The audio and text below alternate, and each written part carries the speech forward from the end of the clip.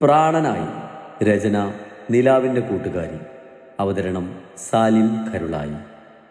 അന്ന് പല കാര്യങ്ങളും മനസ്സിലുറപ്പിച്ചായിരുന്നു മിത്ര കോളേജിലേക്ക് പോയത്. ദേവ വന്ന് കയറി. ക്ലാസ് കഴിഞ്ഞതും ബസ് സ്റ്റോപ്പിൽ നിന്നും കുറച്ച് മാറി നിൽക്കുന്ന മിത്രക്കരികിൽ കാർ നിർത്തിക്കൊണ്ട് പറഞ്ഞു, ഈ ചയം പൊക്കോ, എനിക്കിത്തിരി സാധനം വാങ്ങാനുണ്ട്. എന്നാൽ ഞാൻ കൂടെ വരാം. വേണ്ട, കുഞ്ഞുട്ടൻ കാത് നിൽക്കുന്നുണ്ടാകും. ഈ ചയം പൊക്കോ, ഞാൻ രാണിയുടെ കൂടെ വന്നോളാം. എന്നാൽ ശരി, ഞാൻ അവനോട് പറഞ്ഞോളാം. ഡേവിഡ് പറഞ്ഞത് മിത്ര അവനെ നോക്കി തലയാട്ടി. ഇന്നാ ഇത് വെച്ചോ. ഡേവിഡ് പോക്കറ്റിൽ നിന്ന് കുറച്ച് ക്യാഷ് എടുത്ത് മിത്രയ്ക്ക് നേരെ നീട്ടി. വേണ്ട, എൻ്റെ കഴിഞ്ഞ ദിവസം തന്നതുണ്ട്, ഇതും വെച്ചോ. അവളുടെ കയ്യിലേക്ക് ക്യാഷ് വെച്ച് കൊടുത്തുകൊണ്ട് അതും പറഞ്ഞ് ഡേവിഡ് പോയതും മിത്ര അവൻ പോയ വഴിയൊന്ന് നോക്കി. പിന്നെ ഒരു ഓട്ടോ വിളിച്ചതിൽ കയറിപ്പോയി. VD എക്സ്പോർട്ടിംഗ് കമ്പനിയുടെ മുന്നിലായി ഓട്ടോ നിർത്തിയതും മിത്ര ഓട്ടോക്കാരന് ക്യാഷ് കൊടുത്ത് ഉള്ളിലേക്ക് നടന്നതും അവളെ കണ്ട് സെക്യൂരിറ്റി വേഗം വന്ന് ഗേറ്റ് തുറന്നു കൊടുത്തതും അവൾ അയാളെ നോക്കി ചിരിച്ച് ഉള്ളിലേക്ക് നടന്നു. മിത്രയെ കണ്ട് അവിടെയുള്ളവരെല്ലാം പരിചയഭാവത്തിൽ അവളെ നോക്കി ചിരിച്ചതും തിരിച്ചവർക്ക് ചിരി നൽകിക്കൊണ്ട് മിത്ര ലിഫ്റ്റിന്റെ അരികിലേക്ക് നടന്നു. കുഞ്ഞി. തന്റെ ക്യാബിൻ ഡോർ തള്ളിത്തുറന്ന് ഉള്ളിലേക്ക് വരുന്ന മിത്രയെ കണ്ടതും ദീക്ഷിത് തിളങ്ങുന്ന കണ്ണുകളോടെ വിളിച്ചു, എനിക്കറിയായിരുന്നു നീ വരുമെന്ന്. അല്ലെങ്കിൽ ഞങ്ങളുടെ കുഞ്ഞിക്ക് അധികകാലം ഞങ്ങളോട് പിണങ്ങിയിരിക്കാൻ പറ്റില്ല. മിത്രയെ ഓടിപ്പോയി കെട്ടിപ്പിടിച്ച് സന്തോഷത്തോടെ ദീക്ഷിത് പറഞ്ഞതും മിത്ര ഉടനെ തന്നെ അവനെ തള്ളി മാറ്റിയതും അവൻ പകപ്പോടെ അവൾ നോക്കി. മോളെ കുഞ്ഞി. വിളിച്ചു പോകരുത് നിങ്ങൾ എന്നെ അങ്ങനെ. ഞാൻ ആരുടെയും കുഞ്ഞിയല്ല, ദേവമിത്ര, അതാ എൻ്റെ പേര്. നീ എന്തൊക്കെയാ മോളെ പറയുന്നത്? നിങ്ങൾ എന്താ കരുതിയത്? ഞാനെല്ലാം ക്ഷമിച്ച് പഴയ മിത്രയായി നിങ്ങളുടെ അടുത്തേക്ക് വന്നതാണെന്നോ? ഈ ജന്മിനി എനിക്കുണ്ടാവില്ല. ഒന്നും മറക്കാനും പൊറുക്കാൻ എന്നെ കൊണ്ട് ആകില്ല. മിത്ര ദേഷ്യത്തിൽ ദീക്ഷിത്തിനോട് പറഞ്ഞു. ഇന്നലെ എന്തിനാ നിങ്ങൾ ഇച്ചായനെ കാണാൻ വന്നത്? എന്തുദ്ദേശത്തിലാ അങ്ങനെയൊക്കെ നിങ്ങൾ ഇച്ചായനോട് പറഞ്ഞത്? വല്യേട്ടാന്ന് വിളിച്ച് തന്റെ കയ്യിൽ തൂങ്ങി നടന്നവൾ നിങ്ങൾ എന്നൊക്കെ വിളിക്കുന്നത് കേട്ട് ദീക്ഷിത്തിനുള്ളിൽ വല്ലാത്ത നോവ് തോന്നി. കുഞ്ഞി, നിന്നോടുള്ള സ്നേഹം കൊണ്ടല്ലേ ഞാൻ ഇന്നലെ. നിർത്ത്. സ്നേഹം? ഈ പറഞ്ഞ സ്നേഹം നിങ്ങൾക്ക് എന്നോട് ഉണ്ടായിരുന്നുവെങ്കിൽ കണ്ടവരുടെ വാക്കും കേട്ട് ഒരു ദയയില്ലാതെ എന്നെ ഇറക്കി വിടില്ലായിരുന്നു. ഞാനൊരു പെൺകുട്ടിയാണെന്ന് കൂടി ഓർക്കാതെയല്ലേ നിങ്ങൾ എന്നെ അറിയാത്തൊരാളുടെ കൂടെ ഇറക്കി വിട്ടത്? അപ്പൊ എവിടെയായിരുന്നു ഈ സ്നേഹം? സത്യമെല്ലാം അറിഞ്ഞപ്പോഴാണോ ഈ പറഞ്ഞ സഹോദരി സ്നേഹം പൊട്ടിമുളിച്ചത്? അന്ന് ഇച്ചായന്റെ സ്ഥാനത്ത് വേറെ ആരെങ്കിലും ആയിരുന്നെങ്കിലുള്ള അവസ്ഥ എന്താകും നിങ്ങൾ ആലോചിച്ചിട്ടുണ്ടോ? ഏതായാലും ഇപ്പൊ എനിക്ക് നല്ലൊരു കുടുംബജീവിതമുണ്ട്, അത് നിങ്ങളായിട്ട് ഇല്ലാതാക്കരുത്. ആദ്യം ദേഷ്യത്തോടെയാണ് പറഞ്ഞതെങ്കിലും അവസാനമായപ്പോഴേക്കും അവളുടെ സ്വരം ദയനീയത കലർന്നിരുന്നു. ഇതാണോ മോളെ ജീവിതം? അതുപോലൊരു സാധാരണ കുടുംബമായിട്ട് നിനക്ക് എങ്ങനെ അഡ്ജസ്റ്റ് ചെയ്യാൻ പറ്റും? ഇന്നത്തെ കാലത്ത് ജീവിക്കാൻ പണം തന്നെ വേണം. അതുമല്ല, അന്യജാതിയിൽപ്പെട്ട് അവരുടെ കൂടെയൊക്കെ എങ്ങനെയാ ജീവിക്കുക? അന്ന് നിങ്ങളൊക്കെ ഇറക്കി വിട്ടപ്പോ തകർന്നു പോയ എന്നെ ഈ നിലയിലാക്കി എടുത്തതും സ്വന്തം മകളെ പോലെയും സഹോദരിയെ പോലെയും സംരക്ഷിച്ചതും ഈ പറഞ്ഞ അന്യജാതിയിൽപ്പെട്ടവരും നിങ്ങൾ പറഞ്ഞ ആ സാധാരണക്കാരുമായിരുന്നു. പണത്തിന് മാത്രമേ ആ കുടുംബത്തിന് കുറവുള്ളൂ. അതൊരു കുറവായിട്ട് എനിക്ക് തോന്നിയിട്ടില്ല. ഒരു കുറവും വരാതെയാ എന്നെ അവരവിടെ നോക്കുന്നത്. പിന്നെ ഇനിമേലിൽ ഇന്നലെ ഇച്ചായനോട് പറഞ്ഞതുപോലെ ആരോടെങ്കിലും പറഞ്ഞ നിങ്ങൾക്കൊക്കെ എന്റെ മറ്റൊരു മുഖം കാണേണ്ടി വരും. ദേഷ്യത്തിൽ ദീക്ഷിത്തിനോടായി അത്രയും പറഞ്ഞ് മിത്ര പുറത്തേക്ക് പോയതും ദീക്ഷിത് അമ്പരപ്പോൾ അവൾ പോയ വഴിയെ നോക്കി നിന്നു. കാരണം അവൻ ആദ്യമായിട്ടായിരുന്നു അവൾ അത്രയും ദേഷ്യത്തിൽ കണ്ടത്. മിത്രയോട് ചെയ്തു പോയ തെറ്റോർത്ത് ദീക്ഷിത്തിന്റെ കണ്ണുകൾ നിറഞ്ഞു. ഉള്ളിൽ നിറഞ്ഞ പശ്ചാത്താപത്തോടെ ചെയ്തു പോയ തിരുത്താനാകാത്ത തെറ്റോർത്ത് അവൻ ചെയറിലേക്ക് ഇരുന്നു. മിത്ര വെളിയിലെത്തിയതും ഫോണെടുത്ത് ഡാനിക്ക് വിളിച്ച് ഉള്ള സ്ഥലം പറഞ്ഞു കൊടുത്ത് കുറച്ച് മാറിയുള്ള ബസ് സ്റ്റോപ്പിൽ പോയിരുന്നു. അല്ല, ചേട്ടത്തി എന്താ ഇവിടെ? കുറച്ചു കഴിഞ്ഞ് അവളെ കൂട്ടിക്കൊണ്ടുപോകാൻ ഡാനി വന്നു. ബൈക്കിൽ കയറിയെന്ന് മിത്രയോടായി അവൻ ചോദിച്ചു. അത് എനിക്കിവിടെ അടുത്തുള്ള ഷോപ്പിൽ നിന്ന് സാധനം വാങ്ങാനുണ്ടായിരുന്നു. പെട്ടെ തന്നെ മിത്ര അവനുള്ള മറുപടിയും കൊടുത്തു. എന്നിട്ട് വാങ്ങിയോ? ഇല്ലടാ, അത് അവിടെ ഒന്നുമില്ല. വീടത്തോളം ഓരോരോ കാര്യങ്ങൾ സംസാരിച്ചിരുന്നു. വീട്ടിലെത്തിയതും മറ്റുള്ളവരോട് ഡാനിയോട് പറഞ്ഞ സെയിം കാര്യം തന്നെ പറഞ്ഞ് മിത്ര വേഗം ഫ്രഷ് ആകാൻ പോയി. രാത്രി ഫോണും നോക്കി ബാൽക്കണിയിൽ നിൽക്കുവാണ് രാധു. ഇടയ്ക്ക് കണ്ണുകൾ അപ്പുറത്തെ ബാൽക്കണിയിൽ ഇരുന്ന് എന്തൊക്കെയോ ചിരിച്ചു കളിച്ച് സംസാരിക്കുന്ന ധ്യാനിലേക്കും കൂടെയുള്ള പെൺകുട്ടിയിലേക്ക് എത്തുന്നുണ്ട്. ഇരുവരുടെയും മുറക്കിയുള്ള പൊട്ടിച്ചിരി കേൾക്കുമ്പോൾ അവളുടെ മുഖം കുശുമ്പ് കൊണ്ട് കുട്ടിക്കലം പോലെ വീർക്കും. പെട്ടെന്ന് ഫോൺ റിങ് ചെയ്തതും സ്ക്രീനിൽ അച്ഛനെന്ന നെയിം തെളിഞ്ഞു വന്നതും രാധു വേഗം തന്നെ കോൾ അറ്റൻഡ് ചെയ്തു. ഹലോ അച്ഛാ. മോള് പഠിക്കായിരുന്നോ? അല്ലച്ചാ, ഞാനിവിടെ വെറുതെ ഇരിക്കായിരുന്നു. ആ, ഭക്ഷണം കഴിച്ചോ?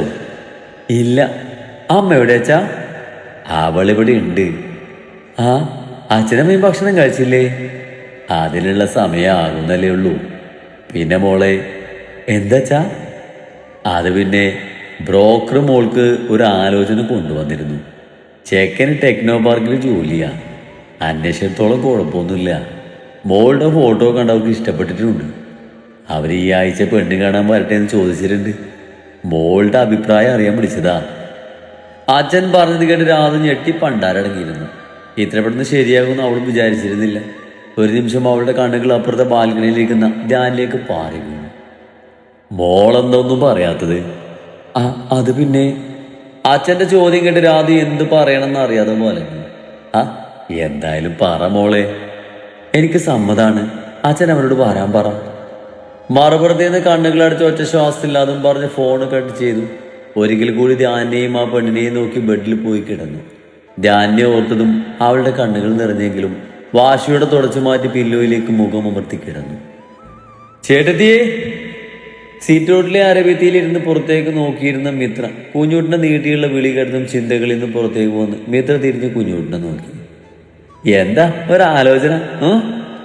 മിത്രയുടെ അടുത്ത് വന്ന് തോളിലൂടെ കൈയിട്ടിരുന്ന് മിത്രയുടെ കവളിൽ പിടിച്ച് വലിച്ചുകൊണ്ട് കുഞ്ഞൂട്ടൻ ചോദിച്ചു. ഒന്നുമില്ലടാ, വെറുതെ ഇവിടെ വന്നിരുന്നതാണ്. അവനെ നോക്കി ഒരു ചിരിയോടെ മിത്ര പറഞ്ഞു. വീണ്ടും വിരലിലേക്ക് കണ്ണു നട്ടിരുന്നു. ചേട്ടത്തി, ആ നക്ഷത്രത്തെ കണ്ടോ? കുഞ്ഞൂടൻ ആകാശത്ത് ഒറ്റപ്പെട്ട് നിൽക്കുന്ന നക്ഷത്രത്തെ നോക്കിക്കൊണ്ട് മിത്രയോട് ചോദിച്ചു. മിത്ര കുഞ്ഞൂട്ടൻ ചൂണ്ടിക്കാണിച്ചു തന്ന നക്ഷത്രത്തെ നോക്കി പിന്നെ സംശയത്തിൽ കുഞ്ഞൂട്ടനെ നോക്കി. ആ നക്ഷത്രല്ലേ? അതെ, ഞങ്ങളുടെ അമ്മയാണ്. കുഞ്ഞിലെ ഞാൻ രാത്രി അമ്മയെ കാണാൻ വാശി പിടിച്ച് കരയുമ്പോൾ അപ്പച്ചൻ ഞങ്ങളെ കൊണ്ടുവന്ന് ഇവിടെ ഇരിക്കും. എന്നിട്ട് ആ നക്ഷത്രത്തെ കാണിച്ചു തന്നിട്ട് പറയും അത് ഞങ്ങളുടെ അമ്മയാണെന്ന്. പിന്നെ അമ്മയുടെ ഓർമ്മ വരുമ്പോൾ ഇവിടെ വന്നിരിക്കും. അപ്പച്ചന് അമ്മയില്ലാത്ത കുറവ് അറിയിക്കാതെയാണ് ഞങ്ങളെ വളർത്തിയത്. എങ്കിലും ആദ്യം ഇടയ്ക്കൊക്കെ മറ്റു കുട്ടികൾ സ്കൂളിലേക്ക് അമ്മയോടൊപ്പം വരുന്നതൊക്കെ കാണുമ്പോൾ കൊതി തോന്നും. പിന്നെ അത് ശീലായി. ആ നക്ഷത്രത്തിൽ നിന്ന് കണ്ണെടുക്കാതെ കുഞ്ഞൂട്ടൻ പറഞ്ഞത് മിത്രയുടെ ഉള്ളിൽ അവളുടെ അമ്മയുടെ മുഖം തെളിഞ്ഞു വന്നതും അമ്മയുടെ സ്നേഹം അനുഭവിക്കാൻ കഴിഞ്ഞ താൻ ഭാഗ്യവതി തന്നെയാണെന്ന് തോന്നിപ്പോയി അവൾക്ക്. അയ്യേ, എന്റെ കുഞ്ഞൂട്ടൻ വിഷമിച്ചിരിക്കാണോ? നിനക്ക് ഞാനില്ലേ? മിത്ര കുഞ്ഞൂട്ടിനെ ചേർത്ത് പിടിച്ചുകൊണ്ട് പറഞ്ഞു. പെട്ടെന്ന് അമ്മയെ ഓർത്തുപോയി. അപ്പൊ ചെറിയൊരു സങ്കടം തോന്നി. അതാ. സാരല്ല, പോട്ടെ. നീ ഇങ്ങനെ വിഷമിച്ചിരുന്നാലേ എനിക്കും വിഷമാകും. നീ എന്റെ പുന്നാര അനിയനല്ലടാ, ചപ്പർത്തലയാ. കുഞ്ഞൂട്ടന്റെ കവളിൽ പിടിച്ച് വലിച്ച് കയറുവോടെ മിത്ര പറഞ്ഞതും അവൾ അവസാനം പറഞ്ഞത് കേട്ട് കുഞ്ഞൂട്ടൻ മിത്രയെ ഒന്ന് കൂർപ്പിച്ച് നോക്കിയതും മിത്ര അവനെ നോക്കി പല്ലടിച്ച് കാണിച്ചതും കുഞ്ഞൂട്ടൻ ചിരിയോടെ അവളെ ചേർത്ത് പിടിച്ചിരുന്നു. എന്താണ് രാധുസേ മുഖം പാടിയിരിക്കുന്നത്? പിറ്റേന്ന് ക്ലാസ്സിലെത്തിയതും മിത്ര രാധുവിന്റെ മുഖം കണ്ട് ചോദിച്ചതും രാധു അച്ഛൻ വിളിച്ച് പെണ്ണ് കാണാൻ ഒരു കൂട്ടര് വരുന്നതും അവൾ അതിന് സമ്മതം പറഞ്ഞതുമെല്ലാം മിത്രയോട് തുറന്നു പറഞ്ഞു. നീ ശരിക്കും സമ്മതിച്ചോ? രാധു പറഞ്ഞത് കേട്ട് മിത്ര ചോദിച്ചു.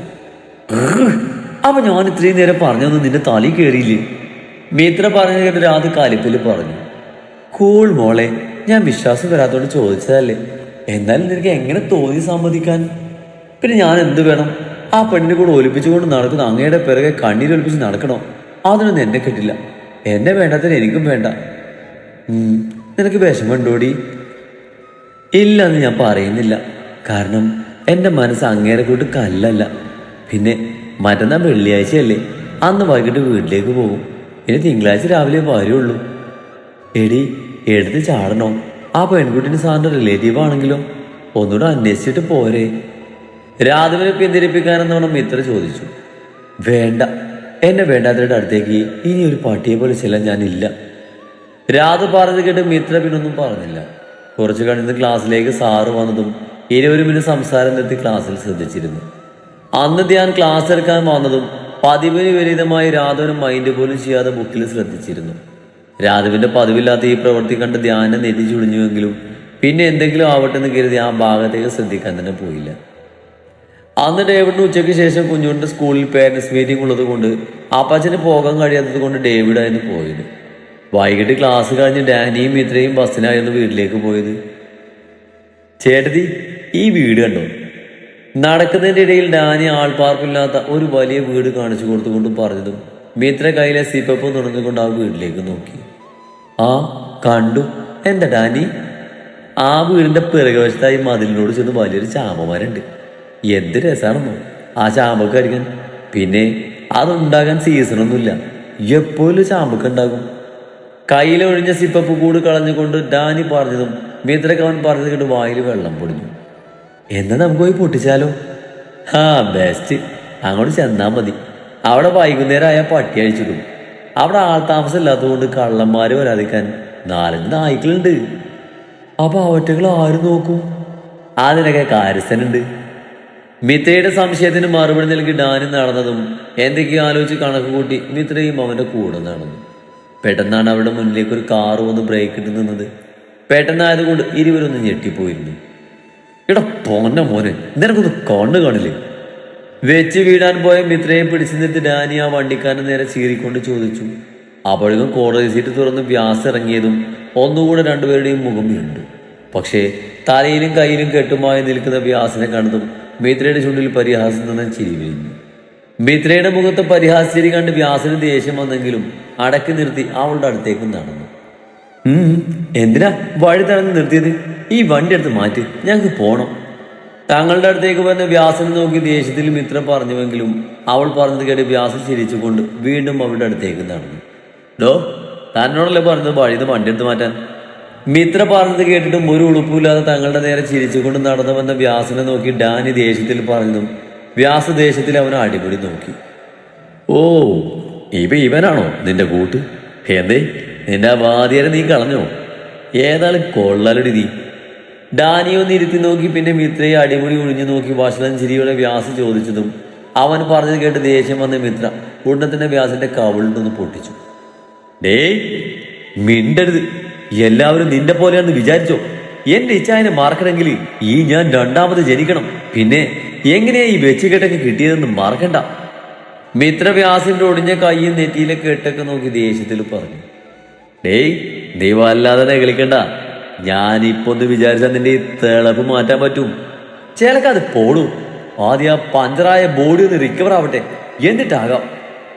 മിത്ര പൂജ്യത്തിൽ പറഞ്ഞു കേട്ട് വ്യാസവളൊന്ന് ദേഷ്യത്തിൽ നോക്കി കാറിൽ കയറിപ്പോയി.